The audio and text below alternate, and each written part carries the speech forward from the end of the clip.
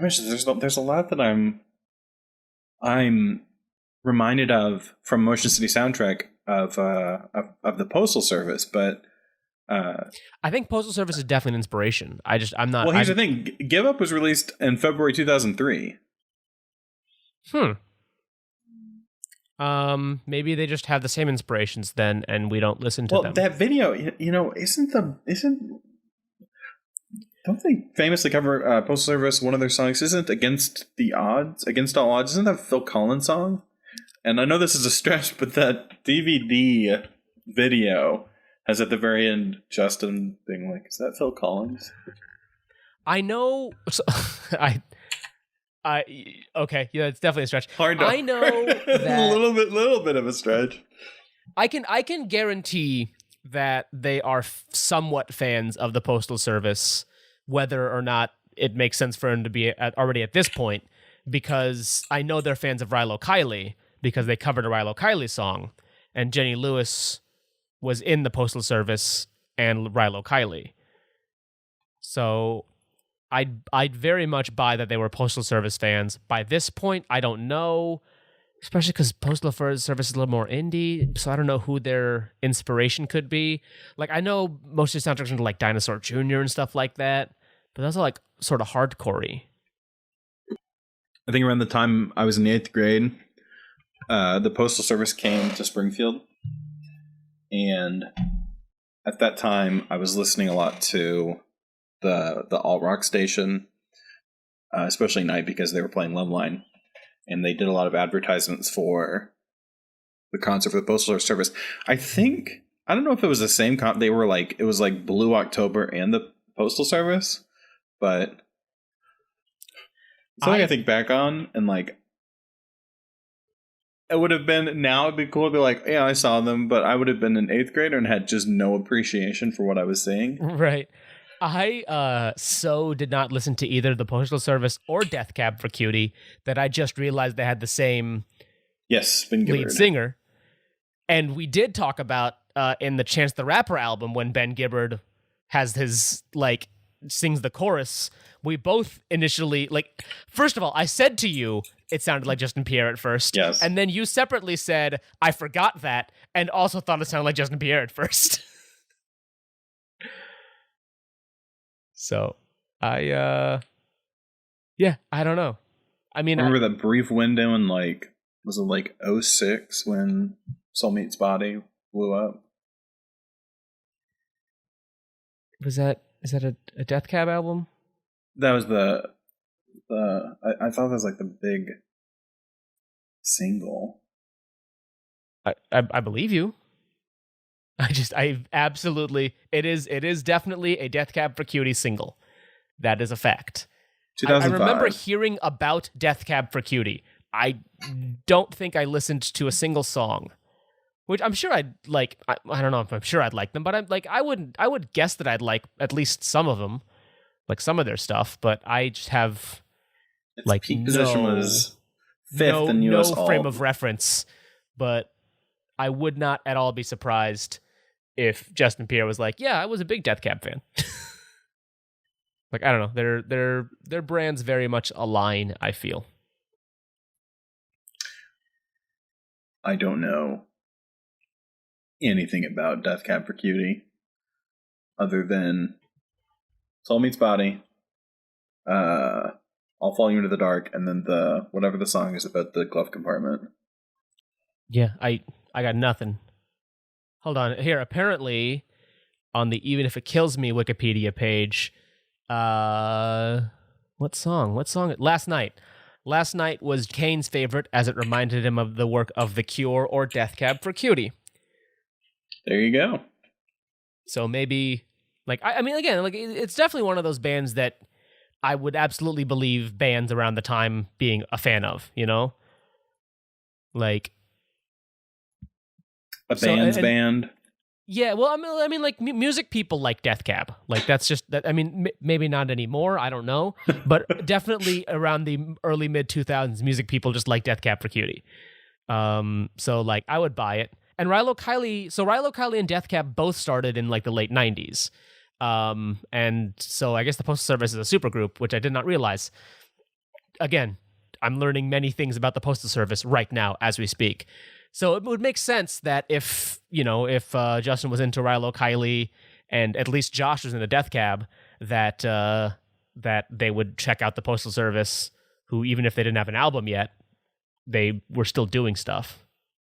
So, I don't know. I'd buy it. Yeah. Okay. What is that? No, that's my segue. Hey, okay. Oh, God. Oh, Jesus Christ. Fucking cackling. This time I thought I'd listen, and the story goes I am the same. Without medicine, I can't pretend it never ends.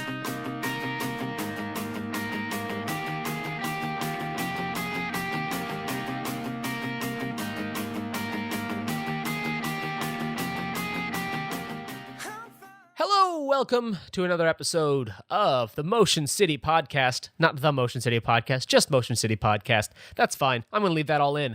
Welcome. It's like the Facebook. We got to cut off the. I bet you they were originally. No, I don't bet you. I know they were originally called the Motion City Soundtrack because I watched like an old live video where they said, "We are the Motion City Soundtrack." And I guess they just dropped the eventually. Maybe after this. That is so I'm gonna much say maybe better. after the Social Network, but it's definitely not. That Social Network came out in like 2009. I'm Naim Siddiqui. Joining me as always, you heard his voice already. It is Jacob Walden. How's it going, Jake? Great, man. You're right. It is so much better, but also like part of, I don't know. So, I like both. Something about the. No, I don't. The motion section. It makes me feel bad. Just. Can you just? I'm looking at the I Am the Movie album cover right now, and just thinking about how much worse it'd be if it said the Motion City Soundtrack. Is it the Motion City Soundtrack? Well, I wonder. Hold on. Now I gotta go back and look at some discounts. Maybe it was the releases. Motion Soundtrack. I Am Movie. I Am Movie. I Am Movie. I Am Movie. Hear me roar. Even Kids for America just says Motion City Soundtrack, and Promenade Carolina, I think, says Motion City Soundtrack on it. So I don't know if they were like. They were called. I think they were always called Motion City Soundtrack, but sometimes, like, they would say, "We are the Motion City Soundtrack." I don't know, or maybe he was just drunk. That's very possible. We're the Motion City Soundtrack. I mean, it's honestly, it's not even just possible. It's likely at that period of time. Like he was like probably wasted. There's a video of we haven't even said what song we're talking about. It's fine. We already there to listen to it. It's cool. We're talking about A-OK today. But anyway, so there's a video from a live performance of Chicago So 2 years ago, the Fall Out Boy song that Justin did a sort of guest vocals on, and they did it in Minneapolis. It's a live video from Minneapolis, and like Justin comes out like to cameo and sing his part of the song, and he comes out like drink in hand singing the song. Like clearly he's been drinking, and then somebody, I don't know who it is because I don't know Fall Out Boy that well, but somebody like comes and take a sip out of his drink mid song, and then like he like looks at them and keeps singing, but like it literally you can see he's got a cocktail in his hand. It's great. I'll send you the video. But also I'm proud of Justin for being sober. It is good. I can't. Whenever I get that visual of the drink in hand, I immediately think of Trailer Park Boys and Julian and drink in hand, no matter what. I've never watched Trailer Park Boys, but I'll buy that. It's funny. There's so many fucking shows that I need to watch still. I wouldn't say you need to watch it. It's a visual gag, and it's become a visual gag in this show. Yeah, that's one that I probably won't, but like it is one that what is it? Schitt's Creek. Schitt's Creek is one that I was like, I really want to watch that because I keep hearing good things about it, and I just haven't gotten around to it yet. All right. Let's talk about A-OK, the song that we are here to talk about. A-OK is the last track off of I Am the Movie, which was Motion City Soundtracks, obviously, debut LP. They had a couple of EPs and a two-side. I don't know what you'd call Promenade Carolina. Is that just an EP? I have no idea. I think that's what they're called when I was reading about it. I think they're just called EPs in the article, Wikipedia article. Well, Kids for America and Back to the Beat are definitely EPs. They're like 4 to 6 songs. But Promenade Carolina is I guess it's a 7-inch single is what Wikipedia says. Oh yeah, that's right. But that's like I guess it's a single, but nobody like played it anywhere. It's on a label called Sound in Motion, which is just an independent, like it's not an independent label. It's just that's what they self-released it as, I think. And then never mind, because they also released Back to the Beat on Sound in Motion with a space. What the fuck is Sound in Motion? Whatever. We'll talk about that when we get to it. We're talking about I Am the Movie, which was their first release. It was on Epitaph, which all of their subsequent releases also were, except, of course, as we discussed, My Dinosaur Life, which was on Columbia. And this, like I said, is the final track on I Am the Movie. I picked this song, which, so there's like 2 different coincidences with this. First of all, if you alphabetize the album-only tracks, not including any bonus tracks, nothing like that, just the main album tracks, if you alphabetize those, and then also you take that alphabet and ignore track 9 off of My Dinosaur Life because it's all symbols and it's kind of hard to alphabetize that. Mm-hmm. Then alphabetically, A-OK would be first, Worst Yet to Come would be last, and Worker Bee would be second to last. We're not doing that on purpose, I promise. The next song, almost definitely. Jake has not told me what the next song that he wants to do is yet, but I'm hoping it's not Alcohol Eyes, because then we're like, then it's going to be a weird coincidence, or A Life Less Ordinary. That would work in that as well. I know what my next pick is, and coincidentally, it is also in the A's, which might tip people off because there's like 7 songs that are in the A's. But nobody listens anyway.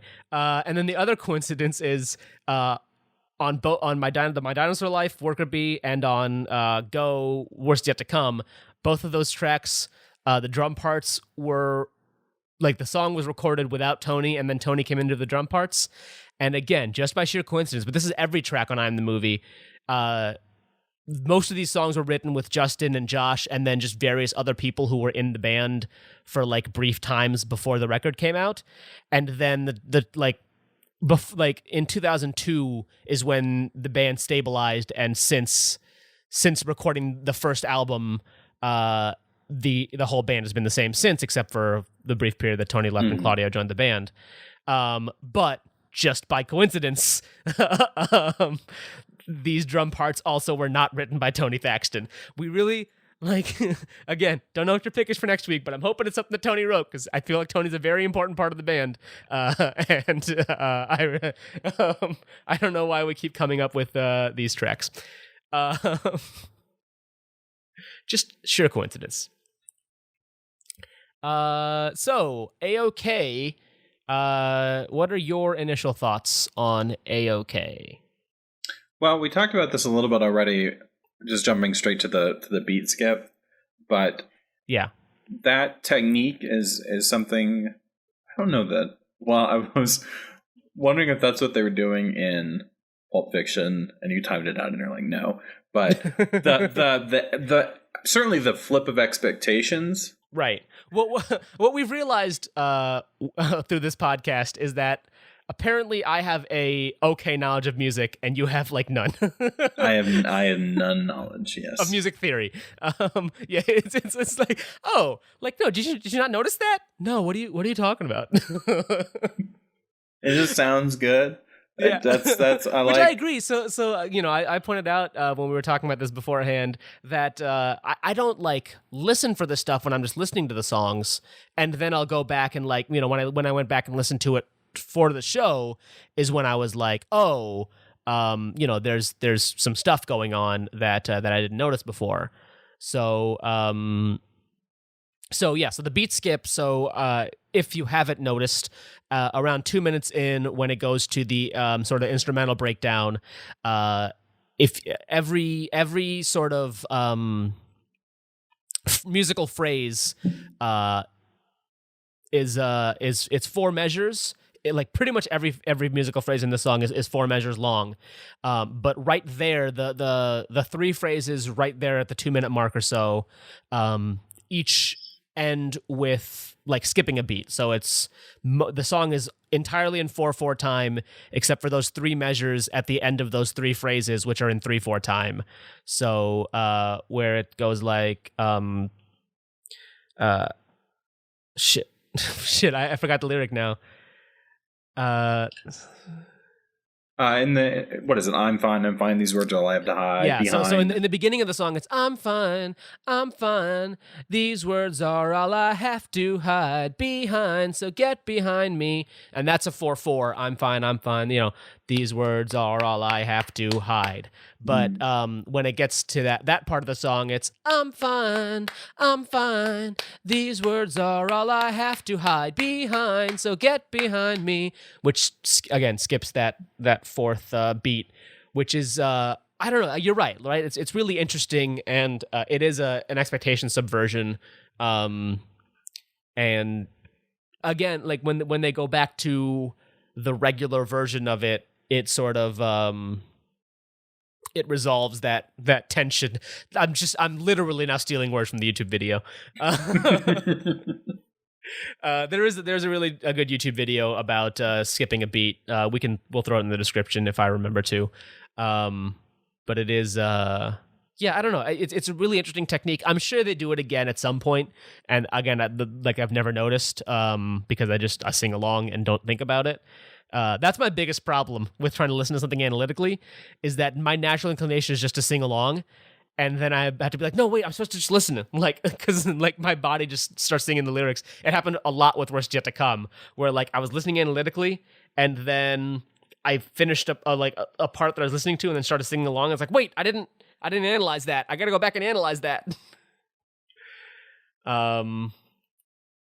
Yeah. So, anything else you noticed on first listen? I don't think in that vein. I think what did you in general just sort of think about this song the first time you heard it? The element that stuck out most to me, aside from the beat skip to behind, is how he sings A-OK, which is the everything is I'm gonna butcher it, but everything is A-OK. I like that. The pause he takes, or the slow down. I feel like it's like I think 3 different ways that he sings it in this song, which I think is interesting. Yeah, and the like one of them is more of the songs that after it says it's funny how you say you're A-OK. A-OK, yeah. And even in the in some versions it's a little different too. I don't know. I do like the you're A-OK. Mm-hmm, yeah. Like I feel like at different points in the song there's different emphasis on it's a 3-letter word, and there's different emphasis on the 3 different letters. A-OK, A-OK, A-OK. Like I like that actually. You just pointed that out to me right now. And I think that's really cool that with a 3-letter word, like he can put the emphasis so differently in the 3 different parts of the 3-letter word. And this is getting me think this is another stretch. But I wouldn't be surprised if Justin is very familiar with the works of David Foster Wallace, and I'm watching a lot of him like giving interviews, and I don't remember the exact context, like exactly what he was talking about in terms of poetry, but the getting into composition, getting into the importance of how you're ending. Yeah. So like A-OK with that particular emphasis on it, and how I think that might be that I like an idea in poetry composition. Yeah, I think it's definitely a thing in poetry composition. which I'm not gonna like say Justin's the great poet of our time, although I love the lyrics of the song. But it is interesting, that I think he is, an excellent lyricist. Yeah, for sure. And it's interesting to hear some of that stuff. Actually, I'd be really interested to see him like write lyrics for somebody else that's not him. The only lyricists I think that like I think of in comparison are like rap artists, hip hop. I don't think of other. I think Ben Folds. I really compare a lot of like. I think that's one thing I really like about Ben Folds as well. But you're right, hip hop is a big, sort of. I don't know what I don't know what I'm trying to say here, but hip hop is something that has that sort of those sort of lyrical. I don't know, really interesting lyrical stuff as well. Justin has said that he tried to write like Tom Waits and Ben Folds and John K. Samson from the Weaker Thans. Okay, cool. But I hear some of the Ben Folds stuff. Which is have you watched Ben Folds' Tiny Desk concert? No. Okay, are you a Ben Folds fan at all? I've enjoyed what I've heard, but I've never been gotten super into it. His Tiny Desk concert's really good, I think. But he talks about how like when he started writing, he said one of the first Emmeline. He played Emmeline, and he said one of the first song is one of the early songs that he wrote. And he said that when he was writing the song, like the first songs he wrote were like, I really love you, baby, and whatever. And he realized that, that's not the way he talks, and he can write, like, I don't know if he's going to listen to a song or whatever, but that he can write the way he talks and say stuff like stupid and make money metaphors. And so that's what he did. That's how he wrote it. And it was more true to him. And I think, I feel that with Justin's stuff too. I don't think Ben Folds had like as many of the drug issues that Justin obviously had. But I also think Ben Folds is a better writer. Well, I don't know about a better. I don't want to like compare the lyricism, but like I think Ben Folds is a better. Like he writes music better. But I still like Motion City Soundtrack better. But I don't know. I don't know where I was going with all that. But anyway, there's at the beginning of this song, he says, "Without medicine, I can't pretend it never ends," which like feels very much like a drug metaphor. I mean, like there's Modern Chemistry is on this album too, and it's very much like that's early on one of the druggier and mental healthier songs that they talked about that they recorded, and A-OK does a little bit of that as well. Somebody on songmeanings.com said that he said in at a show that he wrote this song for his dad. I don't know the truth to that, and because that's also the story behind Time Turned Fragile. So I don't know if that's true, but I buy it, right? Like someday you'll understand that everything is A-OK. I buy that being for a father. You have no right to say. Yeah, I'm reading the lyrics. What makes me wonder is the context of it's funny when you say you're A-OK. Yeah, I don't know. That is true. That could be the father talking back. I don't know. Yeah, I definitely feel like the parenthetical implies a conversation. Yeah. Especially it's sung a little different than the rest of the. I think that one, like, because most of it is like just straight up singing, but the "You're A-OK," like that's got a little bit more production to it. I don't know what's on it. There might just be some harmony on there as well. But yeah, I don't know. I'm really interested by it. I'll say when I first listened to I'm the Movie, I wasn't like a big fan of most of this album. Like I like The Future Freaks Me Out, and I think that's really like, which is obviously like the biggest like hit from the album. But like I think when I was first listening to this, like that's really the song that I would ever listen to, and then like I can't even think of another one that I specifically would be like, I want to listen to that song. I would just like listen to The Future Freaks Me Out and then skip to Commit This to Memory. The album, not Hangman, the song. Not even My Favorite Accident. So A-OK is a song that I like sort of came to recently. Like the whole album I sort of came to recently. Because I'd listen to like the first couple tracks and just be like I don't know, this is I'm not super into it.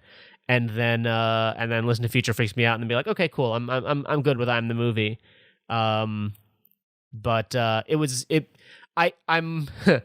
I'm disappointed in myself that I did that, but I'm also glad that I did that because that meant that in like 2018, 2019, I could sort of treat I'm the Movie as if it was a new album. Of like some songs that I'd kind of heard before, but a bunch of songs that I like never really listened to before. And it was awesome because they weren't putting out new albums, because especially until like mid 2019 they were officially like broken up. So it was nice to go back and be like, oh, like I'm actually super into this, like all of this. This is great. This is a really good album. Like I don't know if I'd say it's my favorite. I think Commit This to Memory is still like the best album they ever put out. But I went back and was like I'm the Movie, like it's a really good fucking record. I don't know. Here's something interesting. So they recorded this with the producer Ed Rose. They had some stuff recorded, and then they went to him, and then he was like, "Yeah, just scrap all that and write new stuff." But so they released it on a floppy disk, like not on a floppy disk. They put what did I ask the deal was with that? What exactly did they do there? So they put it on CDRs, and then they opened up floppy disks, and like that was like the jewel case. I guess for some reason it must have been cheaper to put CDs in a floppy disk, like an actual floppy disk, not the floppy disk case or anything, and an actual floppy disk. It was probably cheaper at the time than it was to go out and buy jewel cases, which is cool because I really want to like find one of those, but they're like $400 on Discogs, which is like that's not happening. Not happening yet. You're not wrong. You can go. I mean, you said it and I thought it, but I didn't say it. Let me see. Yeah, like the. Hold on. How much is it going for on Discogs right now? Oh, you know what? Oh, one of them sold for $40. I'd pay $40. One of them sold for $100 on September 2019. One of them sold for $100. July 2017. One of them sold for $40. Jeez, was it I don't know that I'd drop $100. Condition? The $40 one was apparently in better condition than the $100 one. How does that work? Well, it's 2 years apart. Oh, so it's just one sold later. I wonder how much it shows the 18 people on Discogs who have it. I wonder how much I have to offer them to get it. One of these guys is the moderator of the Motion City Soundtrack Reddit. That's funny. I recognize the name. Anyway, so they did that, and they were found by Epitaph from apparently the band Matchbook Romance, who they did a split with as well. Recommended them to Epitaph, and they signed with Epitaph, and that's cool. I'm glad that they got a record label and stuff, but it's interesting that Epitaph is a more indie label, and not a whole bunch of Epitaph acts got huge. Like Alkaline Trio got kind of big. All American Rejects did have like one really big hit. They did some distribution on Green Day, but like not anymore, obviously. But yeah, I don't think Epitaph really got like any bands to be huge. But meanwhile, as we discussed, Weezer, they put out the first, I think, Weezer album. But as we discussed with like sort of Motion Soundtrack's contemporaries, so Fall Out Boy, who was a contemporary at the time, they signed with Fueled by Ramen, which is owned by Warner Music Group, and Panic at the Disco, which is a similar contemporary, signed with Fueled by Ramen as well. Friend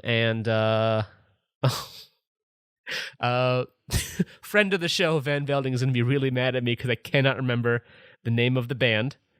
My Chemical Romance. Jesus Christ. He is going to yell at me. I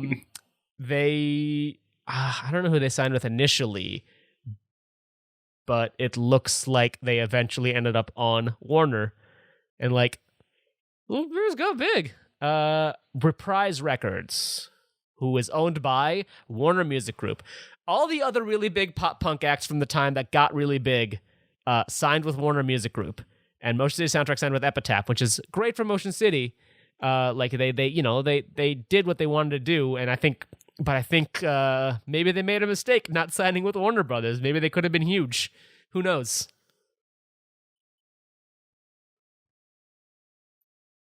Anything? Any response? Well, you mentioned Fueled by Ramen made me think of 21 Pilots, who I know through Blurry Face were signed to Fueled by Ramen. I don't know if Trench was on Fueled by Ramen. Well, it looks like they went from Fueled by Ramen to Electro Music Group, which is also Warner, and then Warner Music Group, which is obviously Warner, and then Atlantic, which I think is owned by Warner. So they might have moved off of Fueled by Ramen, but they've been with Warner for their entire career.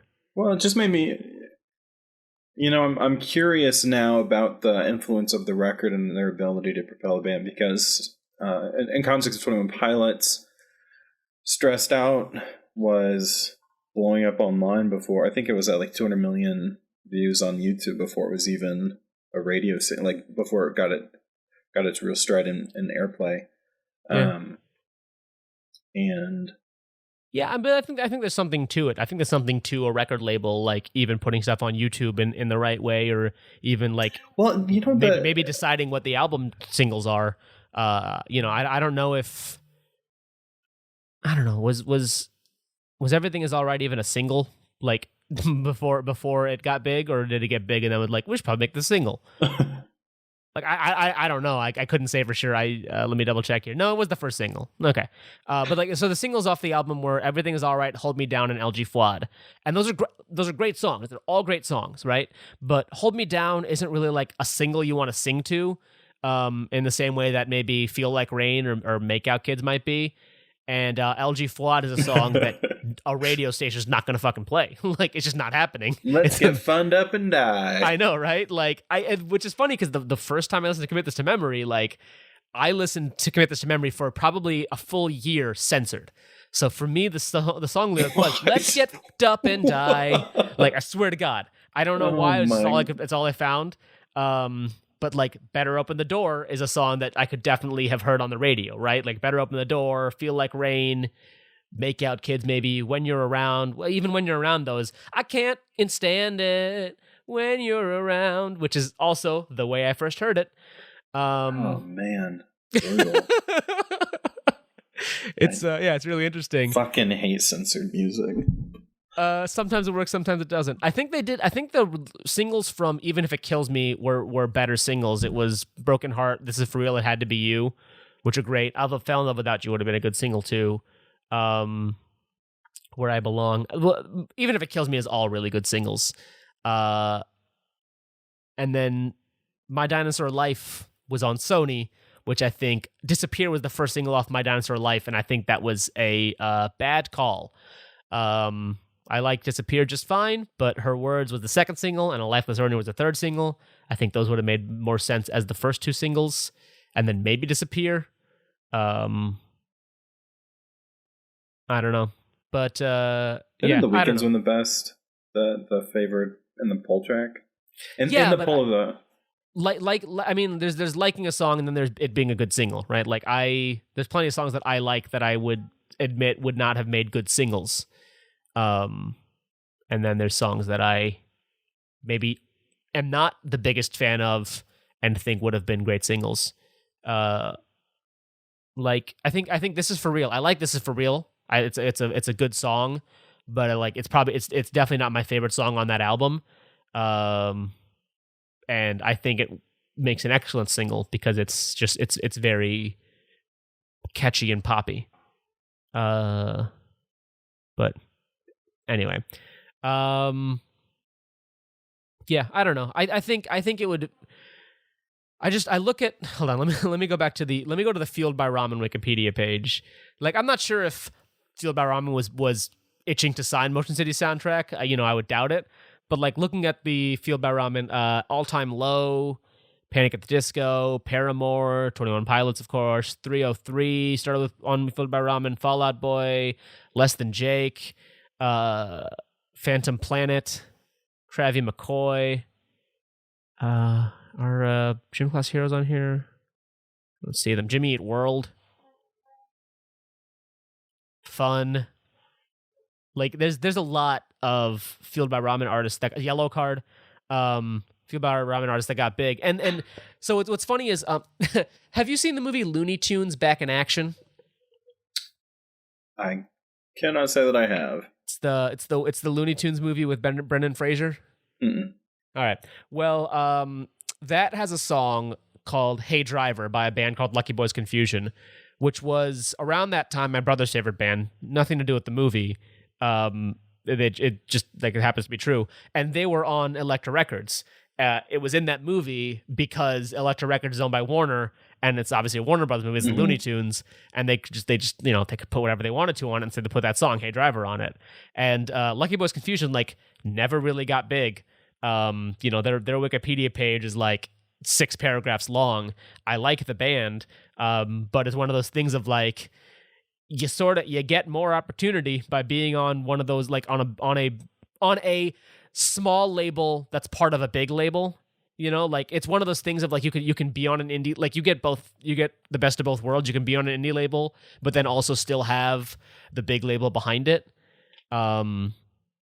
which you don't necessarily get with a smaller label like Epitaph. So I don't know. I wonder. Like I wonder a lot what would have happened if they signed with a label that was owned by a bigger label. Blink-182, by the way, they're not their first album, but their next 3 albums, the ones that sort of got them big, were all on MCA, which is now Universal. But MCA was pretty big at the time, too. I don't know. I wonder. Who knows? Nobody, we may never know. Newsflash, I think my favorite band deserved better than the success they got. They were in movies from here and there. I don't remember if this was recorded or off mic when I mentioned that Better Open the Door was in the fucking credits of John Tucker Must Die for some reason. And obviously we've discussed that Everything Is All Right was on the Bad News Bears soundtrack. And then I think, man, I cannot remember which song it was, but I think it was This Is For Real. Was on the soundtrack for Hotel for Dogs. And the only reason I know this is because at some point in time, I think it probably was on Ion Television. And I like, it must have just been on, the TV was on downstairs and I was sitting in my room doing whatever. And I heard, you heard it come on. I heard it like on the TV. And I was like, I was upstairs, like it was on the downstairs TV, and I could just hear it. Like, what is that song? I know that song. I was like, that's Motion City Soundtrack. And I ran downstairs. Nobody was downstairs. The TV was on for nobody, and it was This Is For Real, and it was on Hotel for Dogs. And I have no fucking clue, like how that happened, why that happened. Like it was like a party scene. They were at like, it was like this 13-year-old party, and This Is For Real is playing in the background. Awesome. It's so fucking weird. We'll do a whole episode on Hotel for Dogs. That'll be a Patreon exclusive. We'll do Patreon exclusives on all the movies that have Motion City Soundtrack in the album. I'm only like 80% joking. I do it. Anyway, A-OK. We should talk about A-OK. Well, saying all that makes me wonder about how much hearing a song on the radio like enhances your view of it, right? Like, I listened to Blurryface many times before I'd heard it on the radio, and there was the nice novelty of hearing it on the radio, but I don't know that it enhanced my view of it. So I don't know that. I don't know about enhancing your view of it, right? Like, you liked it, and then eventually you liked the band, right? Sure, but there's something to like a band's success, right? And then a band's success leading to them being able to do more stuff. So I don't know if I don't know if it necessarily contributes to my enjoyment of a song, but I'll say like until recently, like I love Blink-182, and until recently, the Blink-182 songs that I knew were all songs that played like the big singles that played on the radio. Mm-hmm. So yeah, I don't know. I feel like that's something to it. It had to be you. It wasn't This Is For Real. It had to be you. They also Disappear was on Shaun White Skateboarding in 2010.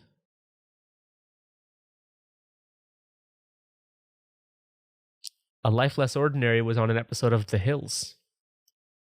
The Coma Kid was in an episode of Degrassi: The Next Generation. All right.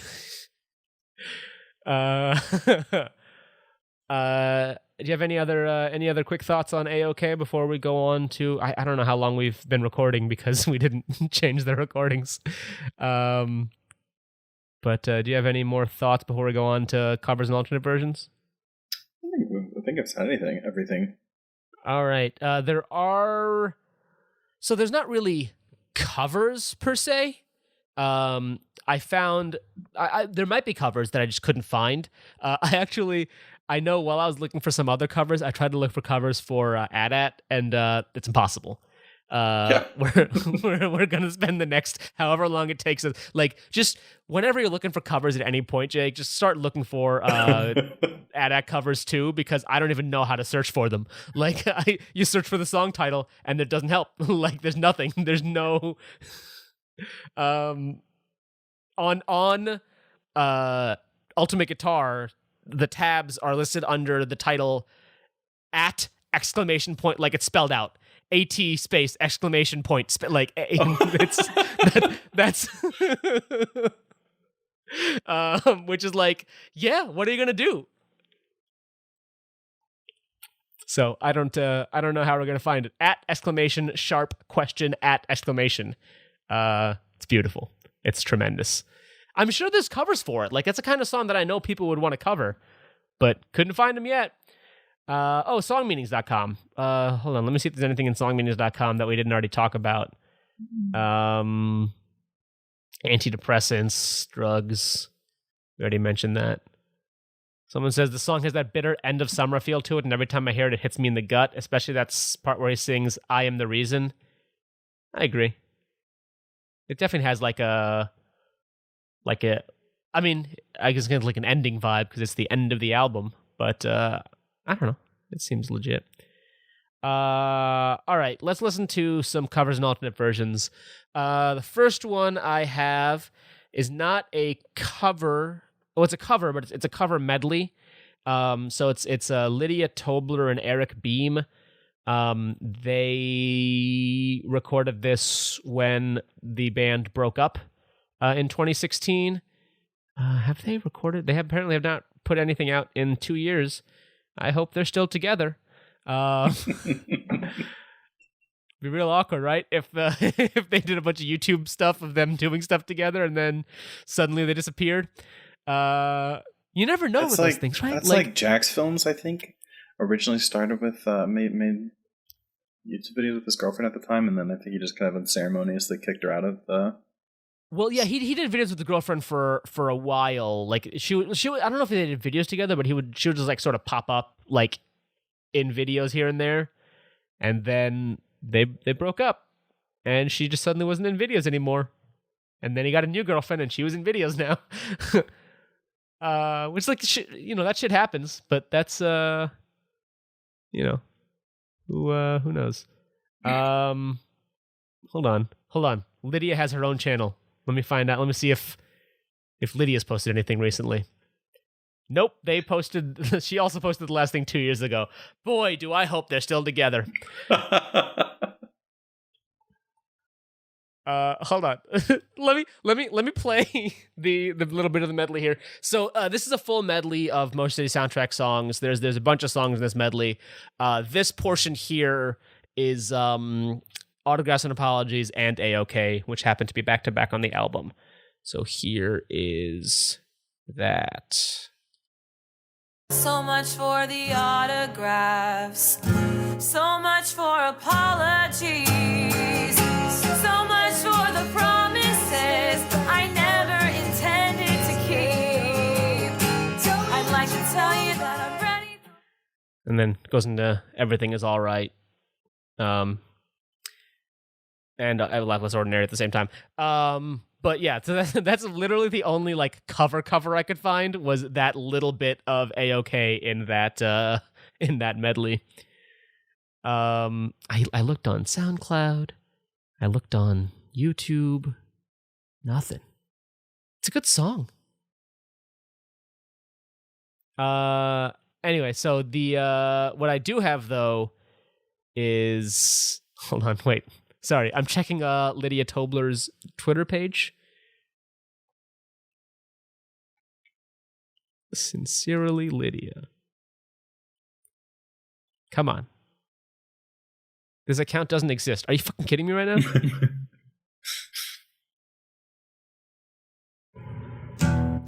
Are you... She just, like, leave the internet?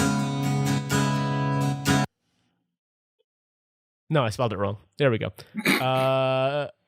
Well, she's still posting. You're fucking killing me here, Lydia. Okay, well, she is still posting, and her URL on Twitter is her and him singing that song. Not that song, but like a different song. So, I don't know. I'm gonna hope that they're still together. You're very invested in strangers. I am. I'm concerned. How like is it? I don't know. I gotta find out. This is killing me. Media. Anyway, okay. What we do have is a bunch of alternate versions. So I'm going to do first the one from I'm the Movie, which I think was a demo that they ended up not going with. But here is that. There's only about a minute of it in the thing, so I think I'm just going to play the whole thing. I'm fine. These words are all I have to hide behind. So get behind me. You have no right to say. I shut my mouth and walk away from the memory game. So don't forget, I am the reason. I shut my mouth and walk away from the memory game. So don't forget, I am the reason.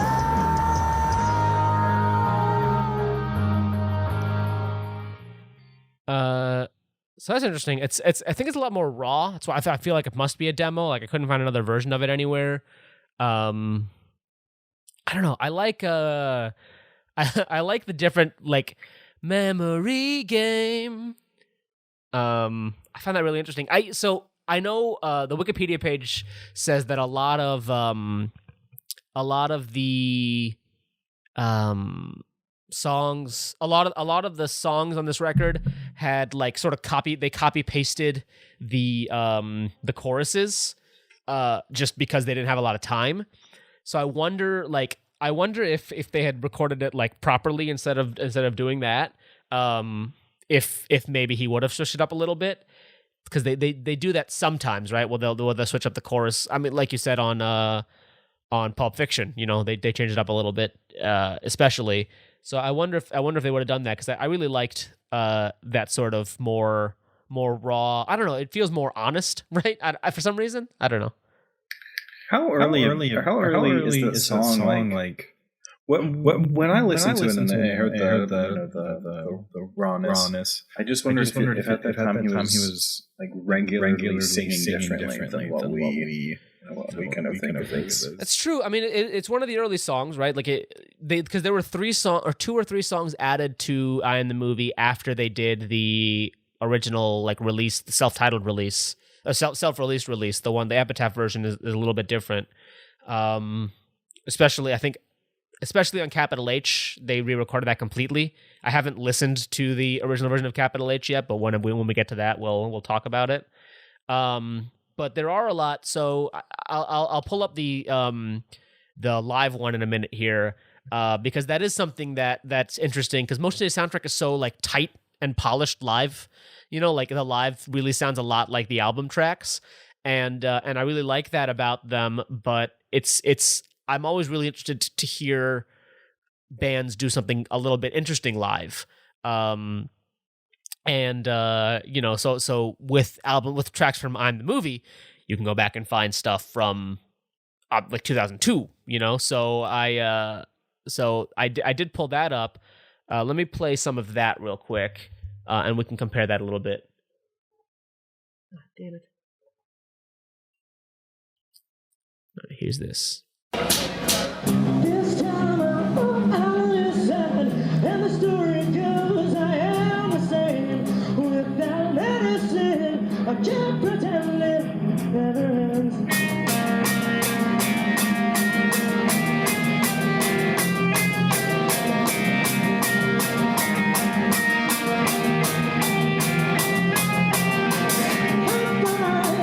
I'm fine. These words are all I have to hide behind. So get behind me. You have no right to say.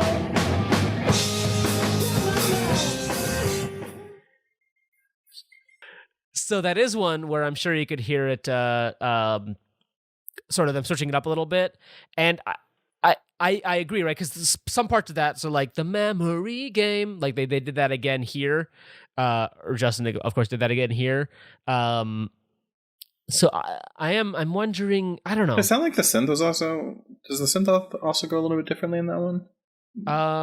I didn't specifically notice, but I don't know. I mean, live you do a couple things different anyway. Maybe it's just a little bit louder and you're hearing it. I don't know. Yeah, but also like I said, like this, Jesse joined the band 3 weeks before they recorded this album.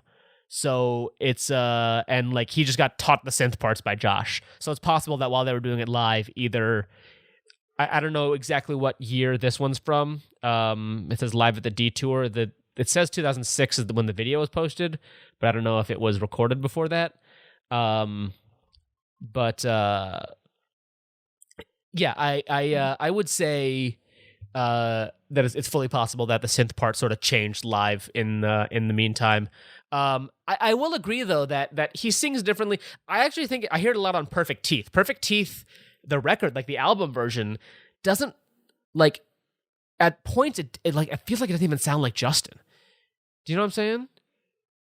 I genuinely don't. No, what do you mean? The like his voice is like weirdly like he's deepening his voice. So it's like cuz like if you listen to like a live recording versus the album recording, it sounds like he's trying to do his voice differently. Cuz I'm so used to him like being up a little higher, like with perfect sound, you bring me down. Like that's what I'm used to him being. But like on the album, it kind of sounds like with perfect sound, you bring me down. Like he's trying to go down to a little bit of a lower register. So maybe I think he was just, especially at this time, just sort of trying to find his voice. Because I think there's that's the one I think of mostly. But there's other songs on that album where he just doesn't sound a lot like he does, especially like in the later records where he just sounds exactly like he sounds like the classic Justin voice. I don't know. You're going to listen to Perfect Teeth again later and you're going to be like, what the yeah. I want to play it in my head right now. 2, I probably would have listened to it anyway. 3, this is, I think also kind of a me thing. I don't really think about I mean, there are many albums that many groups that I listen to this comprehensively, but I don't really think of like a, except for that alternate version you played, or the multiple alternate versions you played. I don't really think of, it's all Justin, so how he chooses to sing between songs, it's like, I agree. Although, but I don't know, for some reason, like in some songs, it sounds like there's another song that I can't think of right now. I'll probably text it to you when I listen to the album, because I end up listening to like 2 or 3 Motion City Soundtrack albums a day in my car because of how much I'm driving. If I'm not listening to podcasts. But if I hear it, I'll like remind you, like, this is the song I'm thinking of, because there's just some tracks where I'm like, I know it's Justin, but it doesn't even sound like him. Like, I don't know, because it's just singing so differently. I think they broke up. Just FYI. No. Yeah, I know. We're supposed to be together forever. Yeah. Oh boy. There's another thing that I'm gonna have to say off mic, because I'm not about to get into it on a show. Not happening. The final alternate version. You didn't find anything besides what I found, did you? No. All right. The final alternate version I'm going to play. They did an acoustic set at the McNally Smith College of Music in St. Paul, Minnesota, in 2014. Actually, interesting about this is that Claudio was in the band at this point, not Tony. But they, here, let me pull up the cover of A-OK. This is all like an acoustic / like alternate set, that was streamed live. So I'm trying to find. But as I've said in the past, nobody covers Motion City Soundtrack like Motion City Soundtrack. So here is A-OK. Someday you'll understand that everything is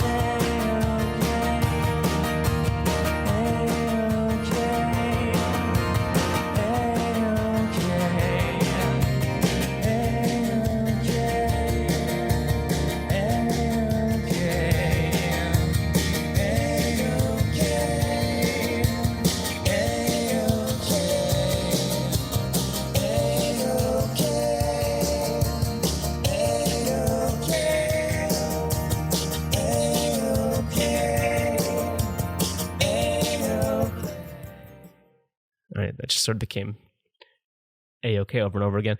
No, but I really like this whole set. It's a really, really cool. Like so. It's funny because I feel so spoiled by Motion City Soundtrack sometimes, because they have acoustic versions of a lot of their songs, and I'll go and try to find like acoustic versions of other pop punk band songs, and they just don't do their own acoustic versions.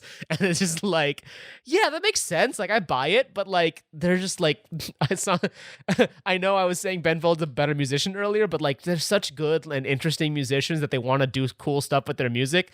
This is a full 11 years after the record came out, and they were like, you know what we're gonna do? We're gonna rewrite the whole record and do acoustic alternative versions of them. Like, that's so fucking cool, and I love it.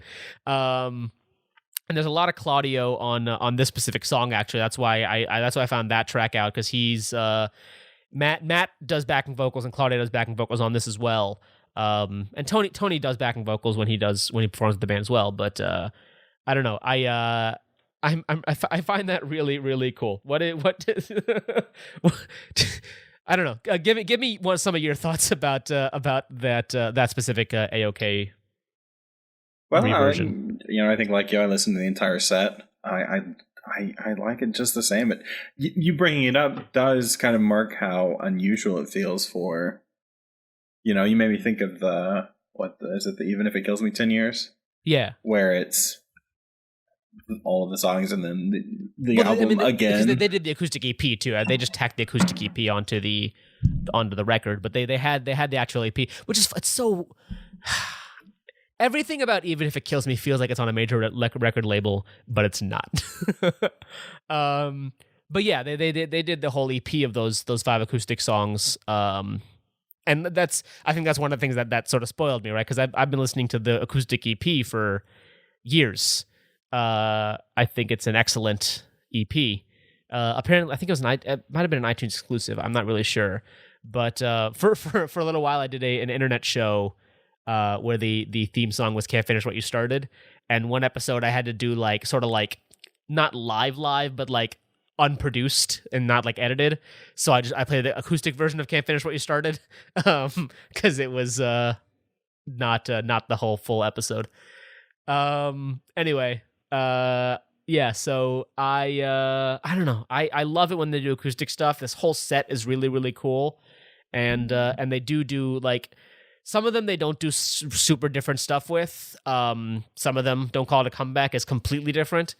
But this A-OK they do some really interesting stuff with, and I really enjoy it. I recommend going back and listening to the whole thing. If you haven't, obviously, I know you have. Did they also do 1,000 Paper Cranes in that set? They didn't. They ended the set with a cover of the Pixies' "Where's My Mind." I kind of wish they'd done 1,000 Paper Cranes, but I like it when they do live covers sometimes. I don't know. They do a lot of acoustic. Like, it's really cool. Like, when they do live acoustic stuff on like radio stations and stuff all the time. And obviously they did the fucking Macy's tour. Like, whatever the fuck that was. Yeah. So that's all the covers and alternate versions I have. You said you don't have anything, so final thoughts. Didn't find any. Final thoughts on A-OK?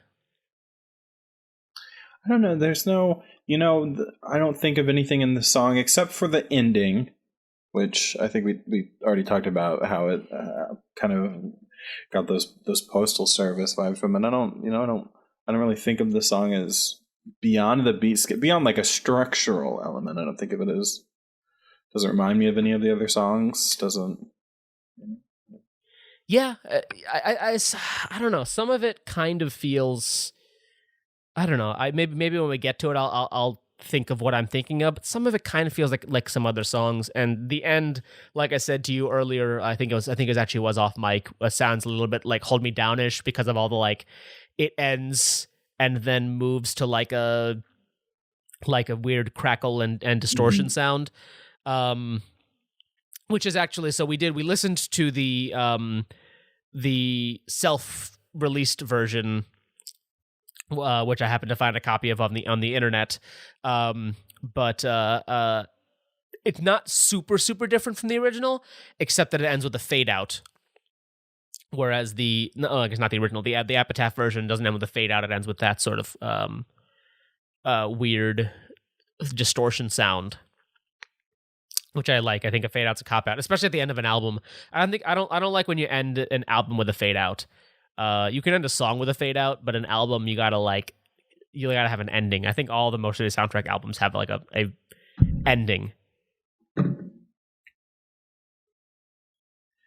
Man, I'm gonna put this in here because I want to. Is it the beginning of Such Great Heights? I do know the song Such Great Heights. That's the one Postal Service song that I'm aware of. Not even familiar with, just aware of. I'm more familiar with the Ben Folds cover. Okay, I'm going to play through my phone. Let's see. I'm just a tiny bit, just so I can... The beginning of it? I can pull it up. All right, so the beginning of Such Great Heights. Here we go.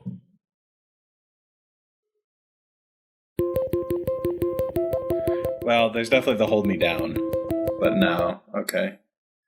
I don't know what I'm thinking of then. It really actually does sound like "Hold Me Down." It's like Electro Calliope, the "Hold Me Down." Less so with that. So I don't know. I don't know what it is, but I'm sure we'll think of it eventually, and maybe we'll mention it at some point. All right. I think that's going to do it for this week's episode. If you want to follow us on Twitter, I am at Kuhan. Jake is at XFIP-. That is all spelled out, XFIP, and then the word minus spelled out. We are at Motion City Pod on Twitter. You can find us at iamkuhan.com/Motion City, at least until we buy a URL. We'll see. Maybe once we get people listening and responding to us on the internet. I think I registered Motion City Pod at gmail.com. God, I already forget what fucking email I registered. MotionCityPod at gmail.com. Yes. Motion City Pod at gmail.com. I think we're also Motion City Pod on Instagram. You got to keep the brand alive. Just make sure you're branding right. Tell you what, I don't expect anybody to to put anything on our Patreon, but we do have a Patreon. It's at it's patreon.com/Motion City Pod. We're Motion City Pod everywhere. No cast, just Motion City Pod. If you want to give us money, go ahead and do it. If you don't want to give us money, totally fine. I wouldn't blame you. There's many better endeavors to be giving your money to. Tell you what, I would say donate your money to I don't know, a charity. What's the one that gives water to Africa? No, I think that one probably sucks. We'll find a charity. The Australia wildfires. Jesus Christ. Oh my God, what did I even say? No. I'm sure the cause is good. What I'm saying is those those charities where all the money goes towards the administration and none of it goes to the actual charity. I'm saying the one I'm probably thinking of probably is one of those I know ones. what you meant. Yes, that's what I'm trying to say. That's what. Listen, donate to charity. Charity's great. The African kids need shoes or something. I don't know. Oh, that's what Tom's does, right? Tom's gives shoes to kids in Africa. I'm just digging a deeper hole. Anyway, until next time, everything is A-okay. I'm fine. These words are all I have to hide behind. So get behind me. You have no right to say. Shut my mouth and walk away from the memory game. So don't forget, I am the reason.